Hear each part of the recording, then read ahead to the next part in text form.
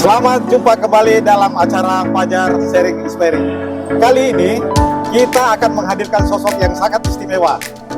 Beliau masih sangat muda, orangnya tidak banyak bicara, tapi kerjanya selalu tuntas dan berhasil. Sebelum kita harus cuci tangan dan menerapkan protokol kesehatan yang ketat. Pasalnya, anak muda ini baru saja sembuh dari COVID-nya. Ya, kita cuci tangan dengan air yang mengalir, tapi ingat, gunakan air secukupnya, kita bagi selebihnya. Ayo kita masuk. Oh, ternyata narasumber yang kita akan hadirkan sudah ada di sini. Baca dari tadi. Oh ya, selamat datang kembali di PWI. Saya kira kita akan memulai dan anak muda itu sudah ada di sini. Kita persilakan.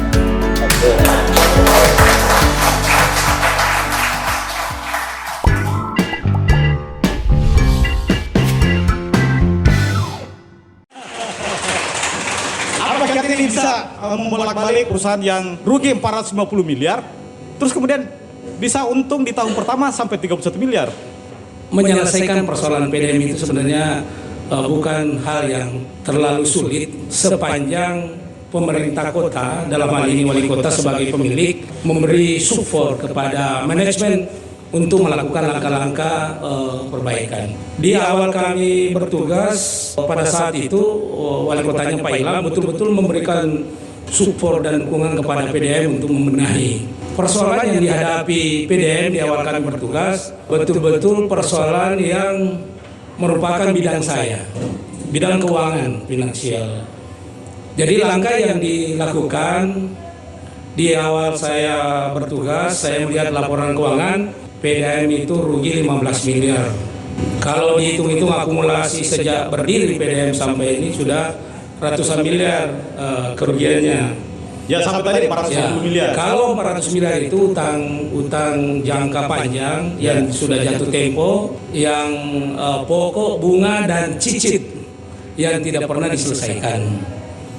Jadi langkah pertama yang kami lakukan itu adalah melakukan pengusulan penghapusan. Kebetulan ada program yang dilakukan oleh pemerintah pusat mengenai PDM-PDM yang sakit, dan pada saat itu hampir seluruh PDM di seluruh Indonesia itu sudah sakit. Termasuk PDM Makassar ini termasuk 5 besar pengemplang, ya. Artinya perusahaan besar yang ada di Indonesia yang punya tunggakan utang yang artinya sakitnya sangat parah. Sangat parah. Ya. Saya sampaikan tadi bahwa ini kebetulan bidang saya lakukan persentase dan menawarkan perbaikan operasional perusahaan sehingga Departemen Keuangan yakin, di mana tim dari DPQ yang dimotori DPQ, di dalamnya ada BPKP, BPK, kemudian Kemendagri. Alhamdulillah usulan PDM untuk restrukturisasi utang itu diterima. Jadi ada penghapusan 125 miliar. Jadi sudah berkurang di dalam. Dengan komitmen bahwa PDM akan dihapus utangnya, utang-utang berikutnya itu dilakukan pembayaran. Persoalan kerugian kemarin di PDM itu 15 miliar, ya secara sederhana saja bahwa saya melihat rancangan kerja anggaran perusahaan, kalau mau menguntungkan PDM, ya pangkas biaya operasional 15 miliar, kemudian kita tingkatkan potensi pendapatan, saya kira PDM ini akan sehat. Dan 3 bulan itu bukan hal yang sulit untuk dilakukan. Luar biasa. Ya. Begitu sederhananya menutup utang, dan kemudian di tahun pertama bisa untung. Ya tadi saya lihat sedikit keuntungan pertama di PDM itu setelah saya masuk 21 miliar. 21 miliar. Baru tahun berikutnya itu 31 miliar. Kita pakai saja anggaran yang tidak bersentuhan langsung kepada pelayanan 15 miliar. Kemudian kita tingkatkan. Jadi itulah kiat yang kita lakukan. Kita identifikasi bahwa persoalan yang merugikan PDM itu karena adanya tindakan pencurian air. Nah ini kita lakukan. Dan waktu itu ya alhamdulillah kami didukung oleh teman-teman media. Setiap operasi yang kami lakukan itu semua diliput. Media cetak dan media televisi waktu itu ya. Kita operasi besar-besar yang kita lakukan itu dianggap sukses. Kemudian tunggu dulu Pak Dirut. Sebelum kita masuk ke pencurian air, kita mau menggelar sedikit sampai terpilih menjadi CEO terbaik di tahun 2001 ini. Apa kiatnya? Saya juga jadi alhamdulillah tahun ini ada 2 penghargaan otonomi award yang kita gabungkan, yaitu penghargaan untuk perusahaan PDM itu sendiri dan penghargaan untuk CEO-nya. Dan saya juga waktu itu iseng-iseng ikut aja seleksinya sebelum saya terkena COVID. Kami melakukan persentase, ya salah satu penilaian tim itu bahwa PDM ini ada terobosan baru yang dilakukan.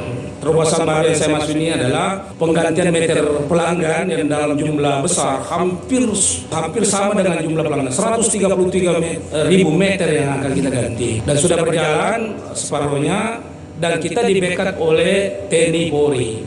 Dalam artian di sini ya lebih banyak turun ke lapangan itu adalah TNI-nya, Polri-nya melakukan membantu dari sisi pengamanan. Ya, jadi Pak Anca ini terpilih sebagai CEO terbaik, Ya. BUMD terbaik ya. Sementara perusahaannya PDAM Kota Makassar itu menjadi top BUMN Ya. di 2021. Ya.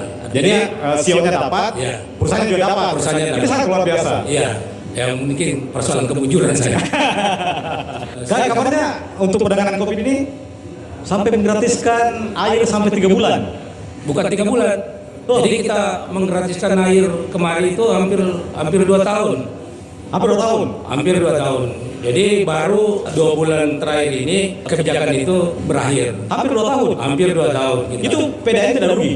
Ada potensi yang namanya bisnis air minum itu kalau dikelola secara profesional, keadaan apapun yang menimpa negeri ini tidak mungkin rugi, Pak.